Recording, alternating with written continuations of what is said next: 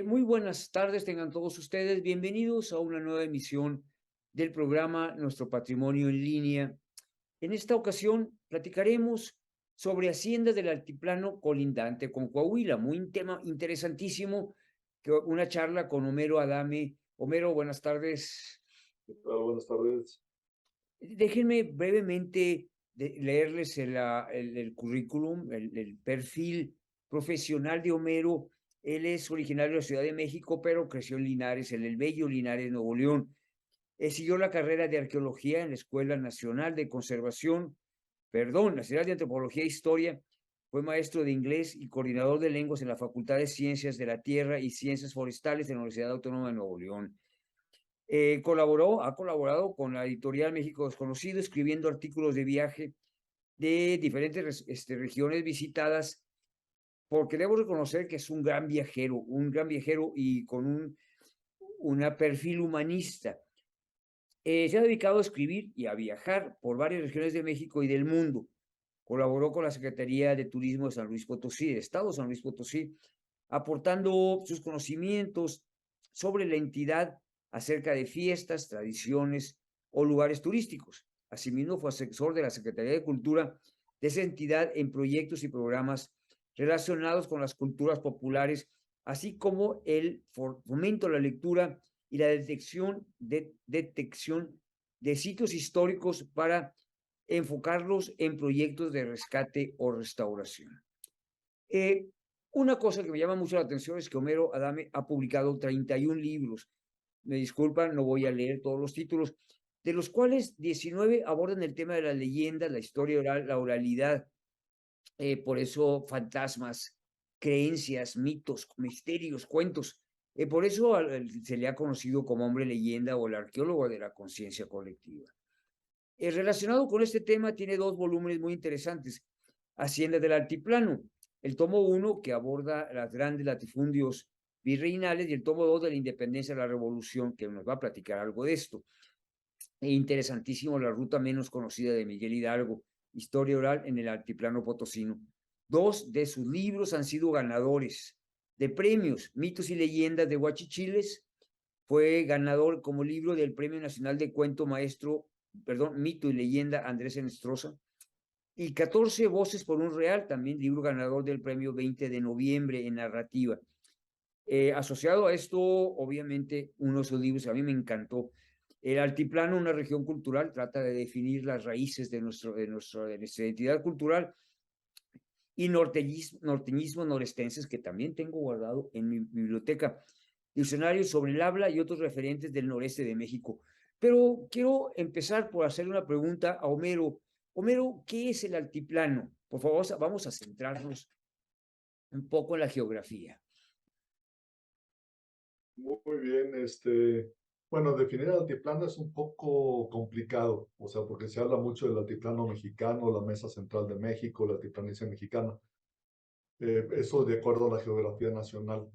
Eh, lo que sí sabemos es que el altiplano en sí es una región de mesetas altas y semiáridas que al norte inicia en la frontera con los Estados Unidos, al este limita con la Sierra Madre Oriental, al sur con el eje neovolcánico y al oeste con la Sierra Madre Occidental. Más o menos a la altura del Trópico de Cáncer, lo atraviesa un sistema de cadenas montañosas que divide el altiplano en dos secciones. La parte sur, que es de climas templados, y se le conoce como la meseta de Anáhuac, y la del norte, que se caracteriza por su aridez y recibe diversos nombres según la zona geográfica: el bolsón de Mapimí, desierto de Chihuahua, semidesierto zacatecano y altiplano potosino.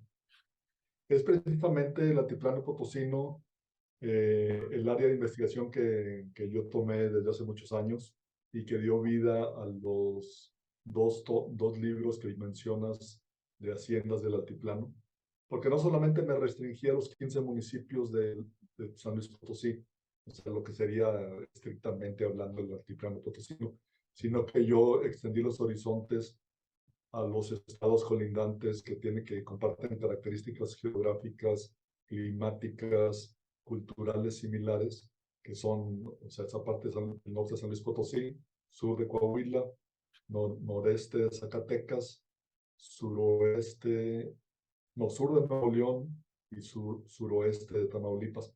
Entonces, esas 5 regiones, esos 5 estados comparten lo que para mí es el altiplano. Este altiplano que yo propongo en mis investigaciones.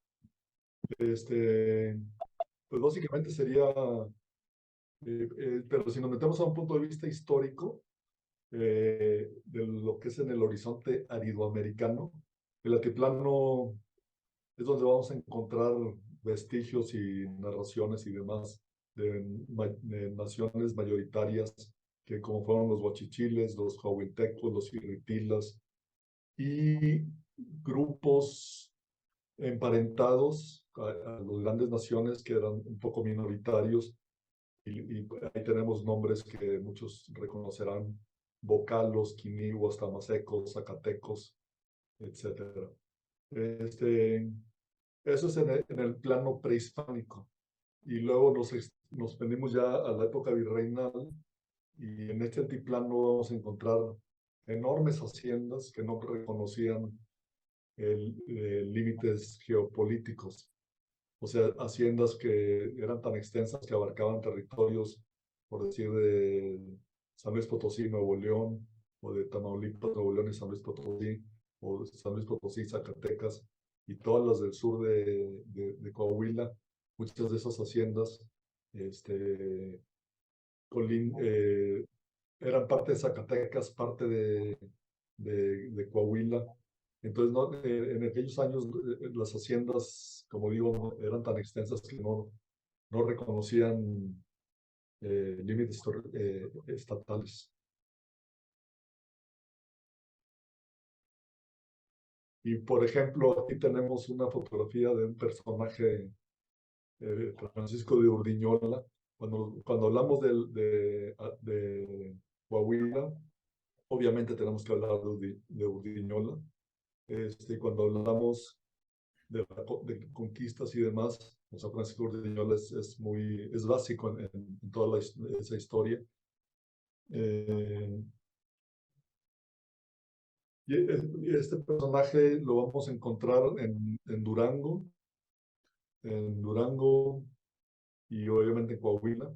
Fue un capitán, el capitán Francisco Urdiñola, mal llamado el Marqués de Aguayo y Santolaya. Mal llamado porque es un título que él nunca tuvo. Más bien ese título nobiliario lo recibieron sus descendientes muchos años después. El caso de Francisco de Urdiñola es muy interesante porque él, como capitán que andaba haciendo sus trabajos de conquista en todo lo que es parte del norte de México, que era, o más bien de la Nueva España en aquel tiempo, en lo que nosotros conocemos ahora como Durango y Coahuila principalmente, y Zacatecas, obviamente.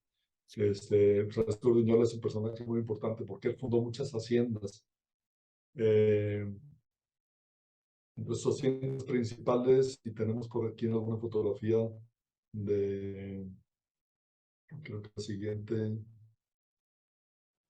La casa del Marqués, así se le llama, está en Mazapil, Zacatecas. Por ahí hay haciendas muy grandes, como fueron la de Cedros, la de Bonanza, Zacatecas, que también fue de Francisco Urdiñola. Viborillas, Salitrillos, hay un montón de haciendas, y General Cepeda, también en Coahuila, donde tenemos lo que es ahora la presidencia municipal, era la casa de Francisco Urdiñola, en lo que es General Cepeda. No tengo fotografías aquí de la hacienda principal de él, su epicentro era, ¿cómo se llamaba? No eran Nieves, eran... Bueno, ahorita a ver si nos Sí. acordamos todos. Debe ser Nieves, porque ahí vivía su señora. Recuerda que lo acusaron después de haberla asesinado, pero era una argucia para evitar que Urdiñola fuera a descubrir, que después creo que fue Cristóbal de Oñate quien terminó descubriendo Nuevo México. Y luego surge la leyenda, ¿no? De que estaba en General Cepeda, que también fue otra de las sedes del latifundio, y dicen, no, sí, se fue de ahí hasta Nieves adentro de un túnel a caballo, imagínate nomás, pero bueno, es una leyenda, ¿no? Sí, y es bien interesante porque cuando andas en todos estos lugares, que pues, yo he tenido la fortuna de conocerlos, en General Cepeda te cuentan esa leyenda del túnel, de que Francisco Urdiñola huyó a caballo porque lo andaban buscando. Y luego si andas en Mazapil, te van a contar lo mismo, si andas en Cedros. Y dicen, es que aquí supuestamente la mató en Mazapil y se fue huyendo por todos los subterráneos, eh, como dicen, a mancacaballo, o sea, iban en un caballo y en un casco de hacienda, algunas de sus ranchos, cambiaba el caballo y le seguía, le seguía, le seguía. Y dicen que pasó por Mazapil, que pasó por pasó por Bonanza, y finalmente llegó a General Cepeda, donde se les perdió a los federales, o no eran federales en aquel tiempo, al ejército novohispano, ¿no? O sea, son leyendas, pero es interesante cómo de cada lugar donde él vivió, tuvo influencia, pues se puede que esa leyenda un poco negra, ¿no? Quizás si habrá sido cierto que asesinó a su mujer o no, pero el caso es de que gracias a esa leyenda en gran parte ha pervivido su memoria dentro de la memoria popular. Mientras que en la memoria histórica pues existen documentos y muchas cosas del juicio que se le hizo, de las haciendas que tuvo, y no solamente las partes negativas, sino los grandes logros de cómo hasta cierto modo pacificó lo que viene siendo esa región del norte, centro y nordeste de la Nueva España, ¿no? Y su influencia llegaba hasta el río Nueces, allá por Texas, por esa seccionía de lo que ahora es México. Un- una, Entonces, una cosa muy interesante es cómo en Bonanza, bueno, mientras que en Mazapiles aparentemente es una vivienda, lo que tenemos ahí, que es muy barroca, pero en Bonanza lo que tenemos son instalaciones mineras, ¿no? sí, sí, porque Urdiñola no solamente tuvo haciendas ganaderas, sino que hay que tomar en cuenta que en la época virreinal, estamos hablando de 1600 y cacho por ahí, cuando aparece este personaje, este, la visión de ellos y la misión de ellos era buscar vetas minerales, o sea, yacimientos. Entonces, todas las grandes expediciones y exploraciones que se hicieron en lo que es el altiplano andaban buscando yacimientos. Entonces encontraban los Mazapiles, zona minera, Bonanza, zona minera, eh, Concepción del Oro, toda esa región de por ahí. O sea, básicamente el gran desarrollo de las haciendas en esa época tiene que, tiene que ver por las minas, en la minería en general. Ahora es más común hablar de las haciendas de campo. Y las haciendas de campo son las haciendas que van a dar el sustento a la minería, a las haciendas mineras. Aquí tenemos una imagen que está en General Cepeda, es un mural ahí en la presidencia. No tenemos a Ordiñuelo, tenemos a un personaje español, un personaje indígena, posiblemente puede ser podría ser de los Huachichilo y Ritila, ¿no? por la zona, un fraile franciscano y a un indígena, o una mujer indígena labrando algo en piedra, haciendo un petroglifo. Es más o menos la fusión de culturas que se dio durante la conquista. Y bueno, en esos murales pues ya es un poco más, ya la historia más adelantada. Es- Pero es- decía de cómo las haciendas mineras son las que dieron origen a las haciendas de campo. Las haciendas de campo se van a dividir en haciendas agrícolas y las ganaderas. Normalmente por el tipo de suelos y clima y orografía del norte de Zacatecas o de este altiplano que menciono, el, se va a dar más las haciendas, las mineras y las ganaderas. Muchos de esos grandes latifundios van a ser ganaderos y con agricultura muy apenitas.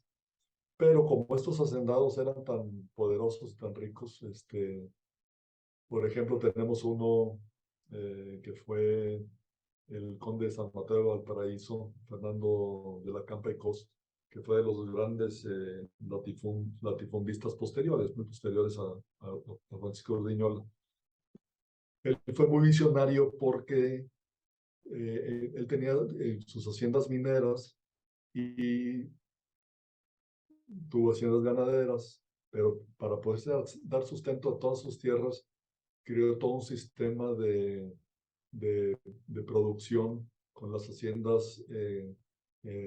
las haciendas agrícolas, porque sus latifundios abarcaban Durango, Zacatecas y parte básicamente Durango y Zacatecas, pero tenían lugares donde podía estar produciendo, o sea, dependiendo de las épocas climáticas. Entonces eran autosuficientes sus haciendas. Todo lo que se producía pues, era para las haciendas y los excedentes se vendían. Su riqueza obviamente venía por las minas. Y bueno, así como él, vamos a ir encontrando otros grandes personajes y hablar de las haciendas de Coahuila, pues a ver qué tenemos la siguiente imagen. Sí, ahí nos faltó mencionar la hacienda de Parras, la de Nuestra Señora del Rosario, pues que es una excepción porque es una hacienda agrícola muy productiva y que, bueno, va a destacar después por la producción vitivinícola, ¿no? Exactamente. Y de hecho, en la hacienda de Cedros, en el municipio de Mazapil, Zacatecas, se habla de que Urdiñola también hizo intentos de producir vino. Entonces, pues, ya había, pero las tierras no eran muy buenas. O sea, era más árido, más salobres también. Entonces, pues no se les dio la producción de vitivinícola en esa región, pero Urdiñola tenía esa visión porque también, recordemos que él era de origen español, que llegó de España y pues traía toda esa cultura también. Aquí en la imagen tenemos una hacienda que se llama Albercones, está en el municipio de Doctor Arroyo, Nuevo León. Esta hacienda es bien interesante, en la foto aparentemente no dice mucho porque son las ruinas de lo que fue una de las haciendas más extensas del altiplano en su época. Este, Esta fue posesión de los jesuitas. Los jesuitas, hay que recordar que antes de su expulsión en 1790, ¿qué año fue? 97 por ahí.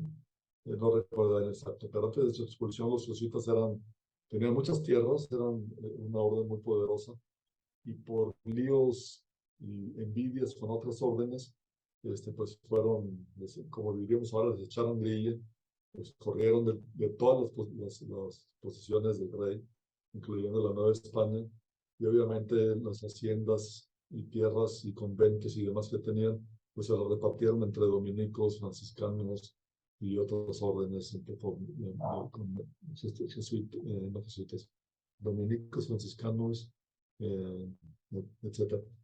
Pues la hacienda esta de Albercones fue una de las tantas que tuvieron los jesuitas en lo que es el sur de Nuevo León, y desde ahí operaron grandes haciendas más hacia el norte de Nuevo León y también hasta Texas. Entonces, por eso aquí tenemos una mojonera que para mí es de mis puntos emblemáticos cuando lo descubrí hace ya muchos años. Iba manejando en una terracería allá en el municipio de Galeana, Nuevo León. Íbamos rumbo al Salvador, Zacatecas. Pasamos por una pequeña hacienda que se llama el Peñuelo, Peñuelo. sí. El Peñuelo, sí. Y adelantito nos encontramos esta mojonera y platicando con los campesinos y resulta que ahí ustedes pueden ver SLP, que es el lado de San Luis Potosí.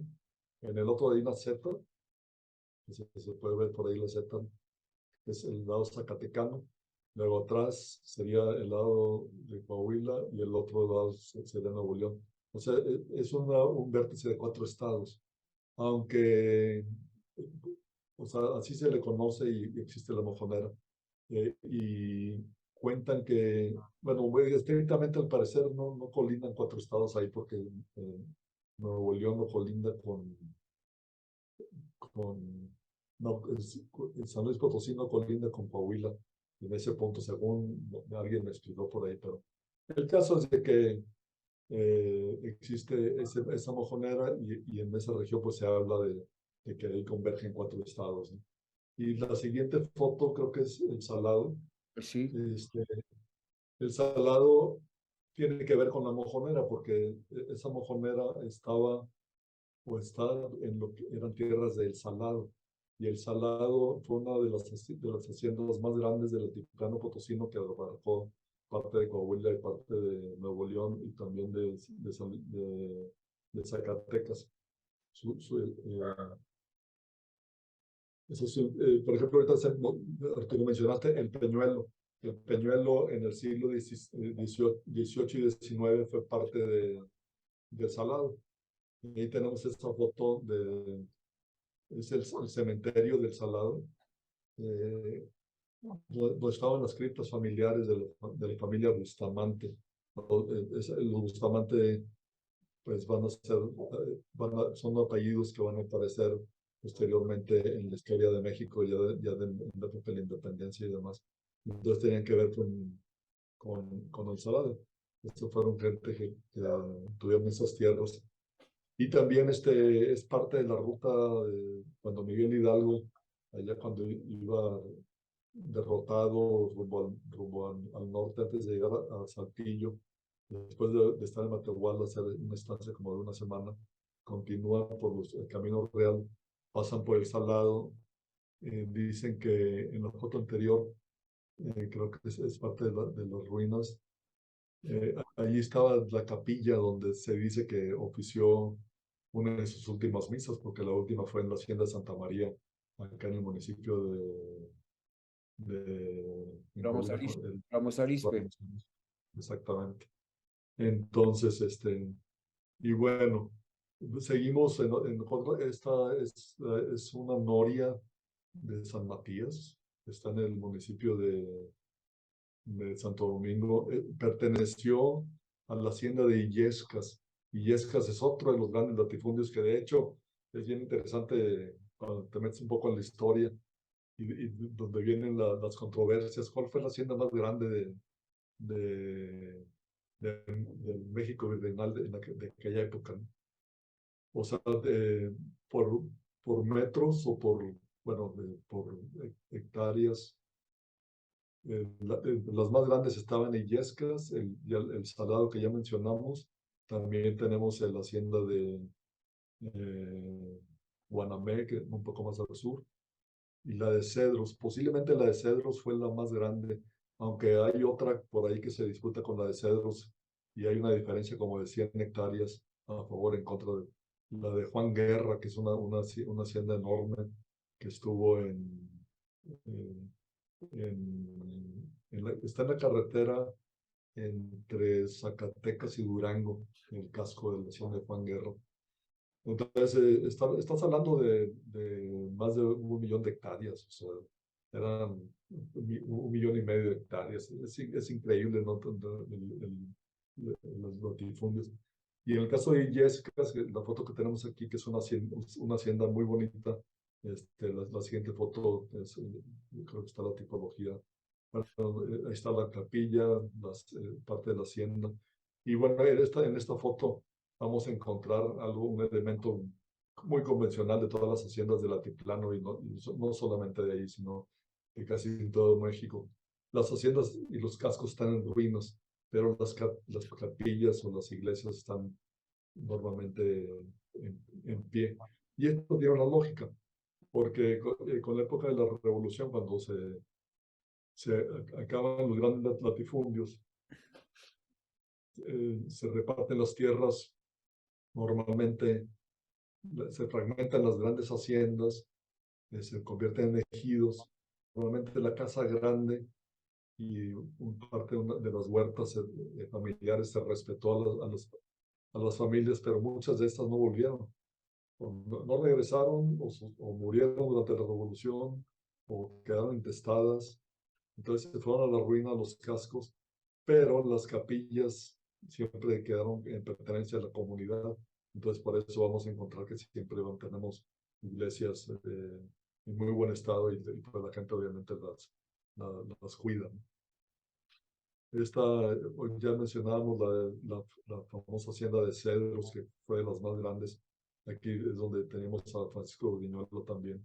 Y posteriormente, eh, esa era la casa grande, ahí donde está afuera, el autobús afuera. O sea, no era una hacienda muy, o sea, no era un casco muy grande, muy hermoso, digamos, porque tanto Ubiñola como los posteriores dueños pues tenían otras haciendas.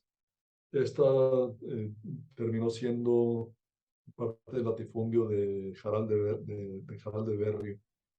Jaral de Berrio está relacionado con San Mateo de Valparaíso. Era un marquesado de Jaral de Berrio y entonces pues esta hacienda fue parte de una de las muchas que tuvo ese mayorazgo, que tuvo 24 haciendas de Jaral de Berrio, que no llegaron hasta Coahuila. Sierra Hermosa es una hacienda muy bonita, también perteneció a Jaral de Berrio. Esta está en Zacatecas, en el municipio de Villa de Cos. Y es de los cascos más grandes que me tocó conocer. Y encontramos una foto, un recuadro, pues una moneda que le llamaban tlacos.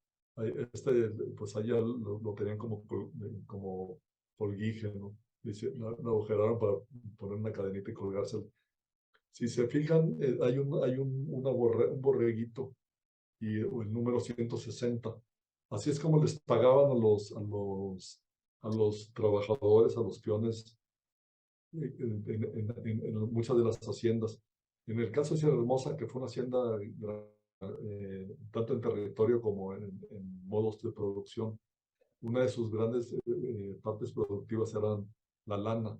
Entonces, a los trabajadores que trasquilaban se les pagaba con estos tlacos o moneditas que solamente tenían validez dentro de la tienda de raya de la hacienda. Y el valor de 160 había trasquilado 160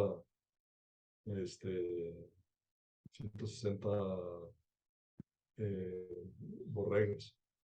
Entonces, y en otras haciendas del altiplano vamos a encontrar monedas similares. Solamente tienen valor en las haciendas, o en las haciendas que pertenecían a los mayorazgos. Por ejemplo, los de Sierra Hermosa podían podían comprar en tiendas de raya de otras haciendas de la misma familia.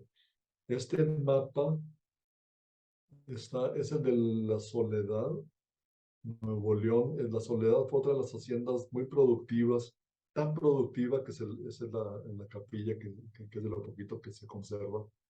Pero en el mapa fue tan productiva que se le conocía como el granero de Nuevo León. Estamos hablando ya siglo XIX principalmente. Y ese mapa me lo compartió el cronista de Doctor Arroyo. La Soledad pertenece al municipio de Danberry, Nuevo León. Entonces, ahí, pues, si se ve más a detalle, vas a encontrar todas las colindancias con la hacienda de Albercones, la hacienda de Carbonera. Y si le sigues un poco hacia el norte, pues ya vas a entrar en tierras de Coahuila también, porque los hacendados pues tuvieron, esos latifundios fueron muy extensos también. En la siguiente tenemos la Capilla de la Soledad, que es, como ya mencioné, de lo poco que queda de pie. Y a continuación tenemos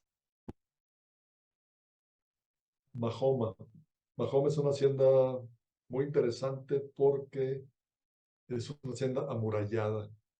Las haciendas amuralladas son básicamente siglo XVI, pero Mahoma es una hacienda más tardía, pero de alguna manera le hicieron estilo amurallado.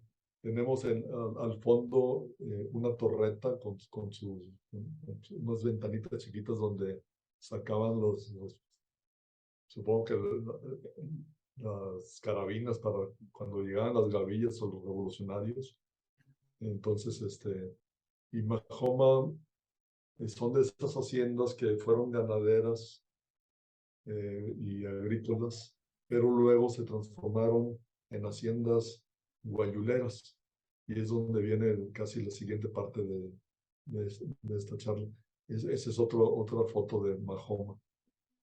Y luego la siguiente foto es Flor de Jimulco en Coahuila. Esto ya está en el municipio de Torreón. Hasta allá eran partes de este altiplano que propongo. Y Flor de Jimulco, pues fue una hacienda también muy bonita. Dicen que era del compadre de Porfirio Díaz, entre otros. Esa es la hacienda del Peñuelo, que ya la mencionamos, por donde está la mojonera de los 4 estados. El Peñuelo. Y luego tenemos Cerros Blancos. Esta está bastante lejos, está en el municipio de Mier y Noriega, Nuevo León. Y la incluí aquí en esta charla porque el dueño nominal, que se llamó Miguel Baijén, aunque la dueña era Dolores Huerta, oriunda de Matehuala, el que operaba esta hacienda y otros más fue Miguel Baijén.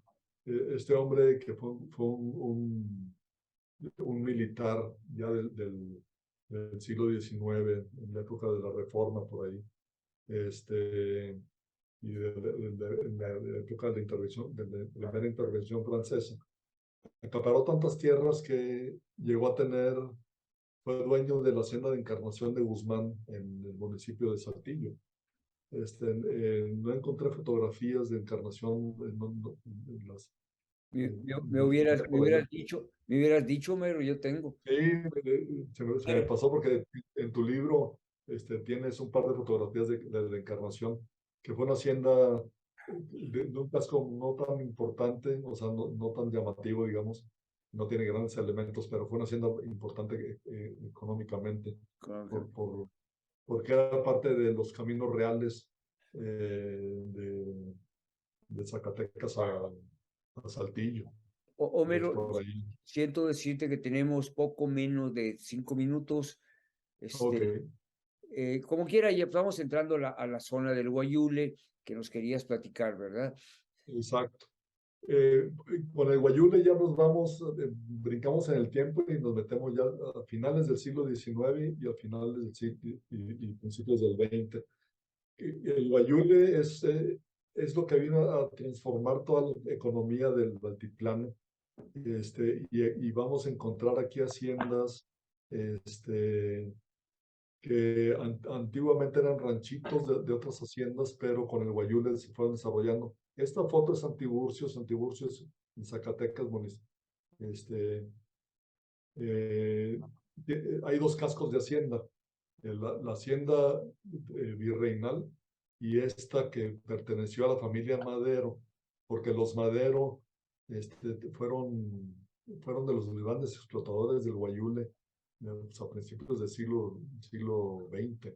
Y entonces ellos, dicen que era un hotel. O sea, hotel no como el concepto que lo conocemos hoy, sería más bien una especie de mesón.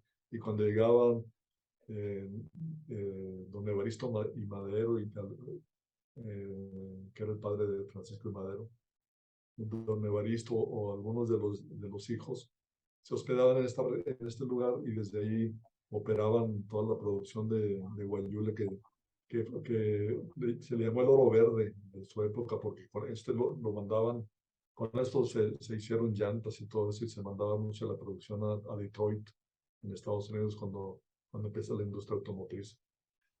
Y esta es la capilla de Santiburcio. Esta es de la época anterior de la época virreinal, que está muy remodelada.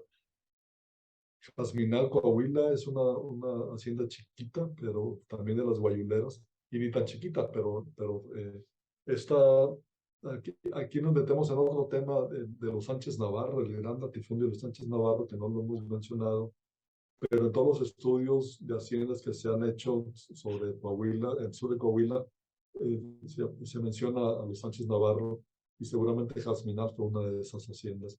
Y al igual que la siguiente y es la última de las fotografías, bueno, Mezquite también, y la última viene siendo Presa de Guadalupe. Y con eso, pues terminamos la presentación prácticamente. Presa de Guadalupe es una hacienda muy interesante en sí porque a pesar de estar ya en ruinas, encontramos en el cementerio de la hacienda, vamos a encontrar entierros familiares de 2007. O sea, es muy reciente y fue una hacienda que desafortunadamente pues, se vino a la ruina. Y bueno, pues más o menos, básicamente ese es un pequeño recorrido de este tema que pues, para todos es fascinante, Mira, ¿no? siento decirte que nos queda 1 minuto y medio. Pues, Homero, me quedé con ganas y estoy seguro que el público que nos va a estar, que nos está escuchando y viendo, estoy seguro que se van a quedar con hambre de que sigas platicando de más. Espero pronto poder regresar y hablar sobre este tema u otros tantos que yo sé que tú dominas y que además, pues, una de las cualidades que debo reconocer de Homero es el gran sentido humano, pero sobre todo que es un gran conversador. Y por lo tanto, pues bueno, nos dejaste picados. Tenemos que regresar y que nos platiques leyendas, ya sea de Nuevo León, de San Luis Potosí, del sur de Coahuila, etc. también, o sea, vamos a agarrar ese tema un día de estos. Ok, Con mucho gusto. Homero, te dejo, espero pronto regresar y bueno, en la Secretaría de Cultura te doy las gracias por la charla.